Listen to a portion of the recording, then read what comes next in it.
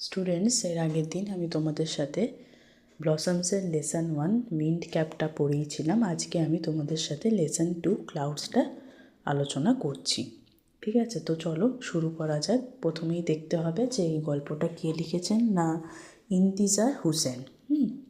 তো ওনাকে নিয়ে একটু ছোট্ট করে লেখা রয়েছে, ওটা একটু সবাই পড়ে নেব যাতে কিনা আমরা অথরের সম্পর্কে একটু জানতে পারি। এটা সবার আগে পড়ে নেওয়া দরকার, কারণ এটা পড়লে আমরা আরও ভালো করে উনি কীরকম টাইপের লেখা লেখেন বা ওনার সম্পর্কে একটু ধারণা পাবো। তো দেখো কি বলেছে, লেট স্টার্ট। ইন্তিজার হোসেন, উনি জন্ম হচ্ছে born in 1923, is a famous writer. কোথাকার না, ফ্রম পাকিস্তানের থেকে। উনি একটা নামকরা লেখক। হু রাইটস শর্ট স্টোরিজ, মানে ছোট গল্প লেখেন উনি। আর নভেলস মানে উপন্যাস লেখে। কোন ভাষায়, না উর্দু ভাষায়। And also columns for newspapers in English. আর ইংলিশের যে পত্রিকা হয় সেগুলোর কলাম মানে যেখানে লেখাগুলো থাকে সাইড দিয়ে, সেইগুলো।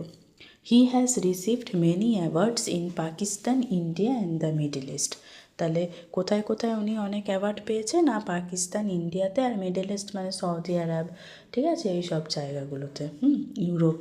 The seventh door and leaves are among his books translated into English. তাহলে এই দুটো গল্প হচ্ছে ওনার যে ইংলিশে ট্রান্সলেট করা হয়েছে, ঠিক আছে, ইংলিশে চেঞ্জ করা হয়েছে উর্দু ভাষার থেকে। হিজ উর্দু শর্ট স্টোরি একটা, যেটার নাম বাদল। বাদল মানে হিন্দিতে কী হয়, না ক্লাউডস, সেটাই ট্রান্সলেট করেছেন অ্যাজ ক্লাউডস বাই কে, না রাকসান্দা জালিল, উনি ট্রান্সলেট করেছেন। দ্য প্রেজেন্ট টেক্সট, এই যে এখন গল্পটা পড়বো আমরা, এটাই হচ্ছে ওই গল্পটার একটা এডিট করা ভার্সন। তো দেখো শুরু করা যাক। কি বলেছে, let us read. He wandered far in search of the clouds. মানে এখানে এই বাচ্চা ছেলেটির কথা বলা হচ্ছে যে খুঁজে বেড়াচ্ছে দূরে দূরে। কিসের উদ্দেশ্যে, না ক্লাউডসের উদ্দেশ্যে, মেঘের উদ্দেশ্যে। ডাউন ওয়াইন্ডিং পাথস মানে অনেক ঘোরালো পেঁচালো রাস্তায় খুঁজছে। অ্যান্ড অ্যালিস মানে সরু গলি, narrow passage. Till he reached the old mud hut, যতক্ষণ ও পৌঁছালো তারপর কোথায়, না একটা পুরানো মাটির কুড়ে ঘরে। There he turned on to the dirt track, তারপর ও ঘুরে গেল কোথায়, একটা নোংরা ট্র্যাকে। দেখো ট্র্যাক মানে লেখা রয়েছে পাথ মানে রাস্তা, ঠিক আছে। He saw a grass cutter coming from the other direction. তারপরও কী দেখলো, না একটা অন্য দিক থেকে একটা ঘাস কাটার লোক আসছে। কি নিয়ে, না a bundle of freshly cut grass balanced on his head. অনেক ফ্রেশভাবে কাটা ঘাস ওর মাথায় ব্যালেন্স করা, সেটা নিয়ে আসছে। হি স্টপড দ্য ম্যান, ও ওই লোকটাকে থামালো আর জিজ্ঞাসা করলো, have you seen the clouds there. বলছে লোকটাকে যে তুমি কি দেখেছো ওখানে মেঘ। তো লোকটা উত্তরে বলল মেঘ। তো তখন কি হলো, না the grass cutter was amazed মানে হচ্ছে অবাক হয়ে যাওয়া, ঠিক আছে, এখানে উপর লেখাটা একটু কেটে গেছে। এটা হচ্ছে বলেছে যে গ্রাস কাটারটা অবাক হয়ে গেছে, অ্যামেজড মানে সারপ্রাইজড হয়ে যাওয়া। অ্যাজ তো he had been asked the most peculiar question, যেন ওনাকে সবচেয়ে মানে পিকুলিয়ার কোয়েশ্চেন মানে অদ্ভুত একটা কোয়েশ্চেন করা হয়েছে, প্রশ্ন করা হয়েছে। পিকুলিয়ার মানে দেখো লেখা রয়েছে স্ট্রেঞ্জ। তখন ছেলেটি বলল, হ্যাঁ মেঘের কথাই বলছি।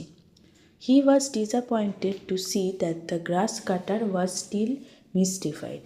ও হতাশ হলো, ডিসঅ্যাপয়েন্টেড মানে হতাশ হওয়া।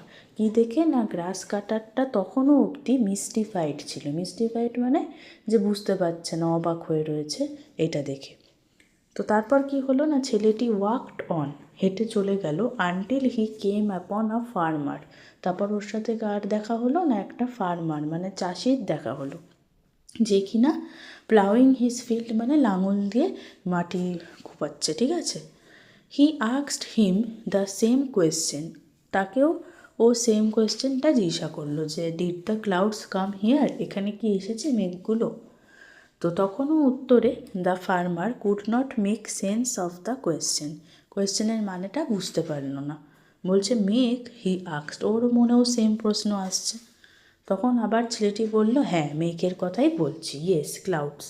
হি ওয়াজ আস্কিং আফটার দ্য ক্লাউডস, মানে এমনভাবে ক্লাউডস নিয়ে জিজ্ঞাসা করছে, লাইক আ ম্যান, যেন একটা লোক যে কিনা who has lost a child, যে তার ছেলে হারিয়ে ফেলেছে, আর জিজ্ঞাসা করছে wayfarers if they had seen a child wandering, মানে ও লোককে ডেকে ডেকে এমনভাবে মেঘের ব্যাপারে জিজ্ঞাসা করছে যেন একটা লোক তার বাচ্চাকে হারিয়ে ফেলেছে, আর যাত্রীদের জিজ্ঞাসা করছে যে কোনো বাচ্চাকে দেখেছে কিনা ঘুরে বেড়াতে।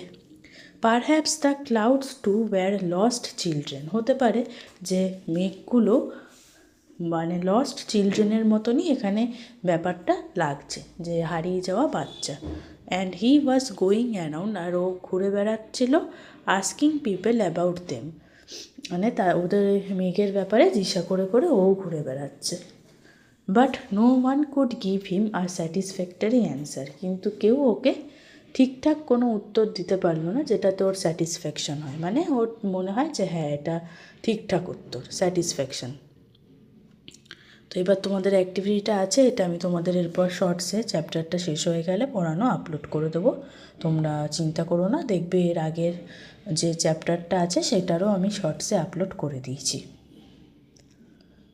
যারা এখন অবধি দেখোনি তারা চাইলে দেখতে পারো।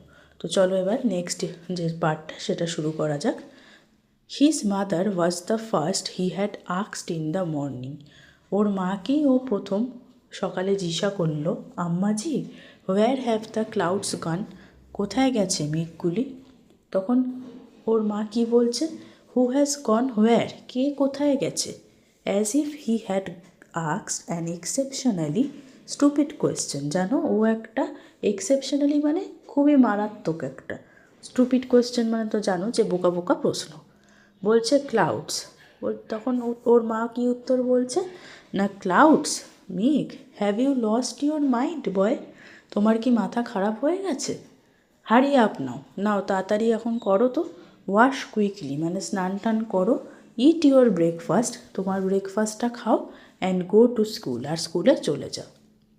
এবার বলেছে ডিজেক্টেডলি মানে খুব উদাসভাবে, মানে হতাশ হয়ে, he washed his hands and face, ও কী করলো, ওর মুখ আর হাত ধুয়ে নিল, এট হিজ ব্রেকফাস্ট খেয়ে নিল, অ্যান্ড লেফট হোম, আর বাড়ি ছেড়ে দিল, মানে বাড়ি থেকে চলে গেল।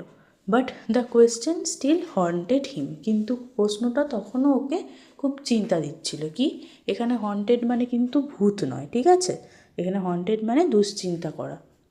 হোয়ার ডিড দ্য ক্লাউডস গো, ও এখনও ভেবে যাচ্ছে যে মেঘগুলো কোথায় গেল। He remembered what he had seen the night before, ওর মনে পড়লো যে ও তার আগের রাতে কি দেখেছে। না clouds gathering in the dark sky, ও দেখেছিল যে মেঘ জমা হয়ে আছে কোথায়, অন্ধকার আকাশে, গ্যাদারিং মানে জমা হয়ে থাকা। But when he went to sleep, কিন্তু ও যখন ঘুমোতে গেছিল, the sky was clear and full of stars, তখন আবার মানে আকাশটা পুরো পরিষ্কার হয়ে গেছিলো আর তারায় ভর্তি হয়ে গেছিল। ওয়েন হি অ্যাওক অ্যাগেন, যখন ও আবার ঘুম থেকে উঠলো বা ঘুম ভাঙলো, অ্যাওয়েকের পাস্ট টেন্স হচ্ছে awoke. He had no idea of the time, ওর কোনো ধারণা ছিল না যে তখন কটা বাজে। All he knew was that it was the middle of the night, ওর শুধু এটুকুই জানতো যে তখন ছিল হচ্ছে মধ্যরাত। Up there in the sky, ঠিক আকাশে কি না, দ্য ক্লাউডস ওয়্যার রাম্বলিং, ক্লাউডগুলো ঘুরে বেড়াচ্ছে। In the occasional flashes of lightning, occasional মানে মাঝে মধ্যে, ফ্ল্যাশ মানে চমকানো, ঠিক আছে, চমকাচ্ছিল কি লাইটনিং মানে বিদ্যুৎ চমকাচ্ছে। They were dense and black, মানে ওই মেঘগুলো কী ছিল, ঘন ছিল আর কালো রঙের ছিল। It looked as if it would be raining, দেখে মনে হচ্ছিল যেন বৃষ্টি পড়বে। Rain would have ruined his sleep he knew, ও জানতো যে বৃষ্টি পড়লে ওর ঘুমটা নষ্ট হয়ে যাবে, রুইন্ড মানে নষ্ট হয়ে যাওয়া মানে destroyed. When he got up in the morning, যখন সকাল হলো আর ও উঠলো, হি ওয়াজ অ্যামেজড মানে অবাক হয়ে গেল, সারপ্রাইজড হয়ে গেছিলো দেখে কি না, the sky was clear and empty, আকাশটা পরিষ্কার ছিল আর ফাঁকা ছিল। Not a trace of rain in the courtyard, উঠোনে বা মানে বারান্দায় না, উঠোনে কোনো রকম চিহ্নই নেই। ট্রেস মানে কোনো প্রুফ বা এভিডেন্সই নেই। কিসের? না বৃষ্টির। He was surprised and saddened, ও অবাকও হয়ে গেছিল আর দুঃখিতও হয়ে গেছিল। কেন? না the clouds had moved across the skies without shedding a drop of rain, যে মেঘগুলো আকাশ থেকে চলে গেল কোনো বৃষ্টির এক ফোঁটা শেড না করে, মানে না ফেলে বৃষ্টি এক ফোঁটাও। it saddened him to think that he had fallen asleep, আরও দুঃখিত হলো কেন এটা ভেবে, না যে ও ঘুমিয়ে পড়েছিল। হ্যাড হি স্টেড অ্যাওয়েক, যদিও জেগে থাকতো, পারহ্যাপস হতে পারতো the clouds would have disappeared like that, যে মেঘগুলো তার সাথে সাথে ভ্যানিশ হয়ে গেছে। ডিসঅ্যাপিয়ার্ড মানে ভ্যানিশ হয়ে যাওয়া। It would have been the season's first rainfall, আর বৃষ্টি হলে ওই সিজনের প্রথম বৃষ্টিটা হতো। The month of the rains was slipping away, বৃষ্টির মাসটা আস্তে আস্তে চলে যাচ্ছিল। He looked up once again at the skies, ও আরেকবার দেখলো কোথায়? আকাশের দিকে। Not a single patch of cloud, কোনো মানে মেঘের কোনো চিহ্নই ছিল না। The sun beat down on his head from a clear sky, আকাশ থেকে সূর্যটা ঠিক মাথার উপরে, মানে খুব স্ট্রং সূর্যর তাপটা হচ্ছিল। ইন দ্য ফিয়ার্স হিট, মানে খুবই স্ট্রং তাপে, he walked between the fields, ও মাঠের মধ্যে হেঁটে বেরোচ্ছিল। His body was on fire, যেরকম আমাদের গরমকালে হয়, মানে মনে হচ্ছে না শরীরে আগুন জ্বলছে। হিজ থ্রোট ড্রাই, আর গলাটা শুকিয়ে গেছে। আফটার ক্রসিং সেভারাল ফিল্ডস, অনেক মাঠ ক্রস করার পর ও দেখলো কি না, a large tree in whose shade, একটা বড় গাছ দেখলো যার ছাওয়াতে আ পার্সিয়ান হুইল, দেখো এই যে ছবিটা আছে এটা হচ্ছে পার্সিয়ান হুইল, যেটা কিনা কি না দেখো তোমাদের মানেতে লেখা রয়েছে ওয়ার্ডনেসটে আ সিম্পল ওয়াটার হুইল, মানে জল পড়লে ঘোরে।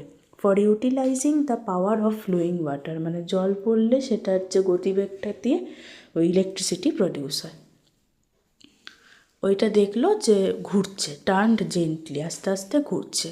ইট was like he had reached an oasis, ওর মনে হচ্ছিল যেন ও মরুভূমির মধ্যে হঠাৎ করে জল পেলে যেরম হয় সেটাও দেখতে পেল, in the middle of a desert. He reached the shelter of the tree, ও ওই গাছের ছাওয়াতে গেল।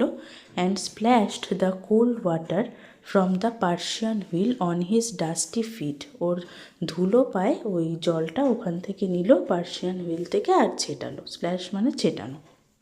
দেন হি ওয়াশড হিজ হ্যান্ডস, তারপর ওর হাতটাও ধুয়ে ফেললো আর মুখটাও ধুয়ে ফেললো। অ্যান্ড ড্র্যাঙ্ক হিজ ফিল, মানে পেট ভর্তি করে জলটা খেলো। ঠিক আছে, তো এটা পরের পার্টটা আমি পড়িয়ে দিলাম। এটার ওয়ার্ডনেসগুলো সবাই পড়বে আর অ্যাক্টিভিটিগুলো চেষ্টা করো, আমি না হলে শর্টসে আপলোড করেই দেবো। ঠিক আছে, চিন্তার কিছু কারণ নেই। পরের দিন আমি এটার যে লাস্ট পার্টটা সেটা আমি আলোচনা করব। আজকের মতন এতটুকুই রাখলাম। আশা করি তোমরা বুঝতে পারলে। যদি বুঝে থাকো তাহলে অন্তত একটু একটা লাইক করো, বন্ধুদের সাথে শেয়ার করো। আর আমার একটা রিকোয়েস্ট আছে তোমাদের সবার কাছে, যে যারা আমার চ্যানেলে নতুন এখনও সাবস্ক্রাইব করোনি তারা প্লিজ একটু সাবস্ক্রাইব করে আমার পাশে থেকো, কারণ এই ভিডিওগুলো তোমাদের জন্যেই করা। আর আমি আশা করছি যে তোমরা বুঝতে পারছো আর তোমাদের ভালো লাগছে। আর তোমরা যদি আমার পাশে থাকো আমাকে সাবস্ক্রাইব করে, তাহলে আমি আরও বেশিভাবে মোটিভেশন পাবো ভিডিওগুলো সব সময় রোজ করার। তো আশা করি তোমরা আমার এই রিকোয়েস্টটা রাখবে। তো আজকের মতন এতটুকুই রাখলাম। সবাই মন দিয়ে পড়ো, ভালো থেকো, টাটা।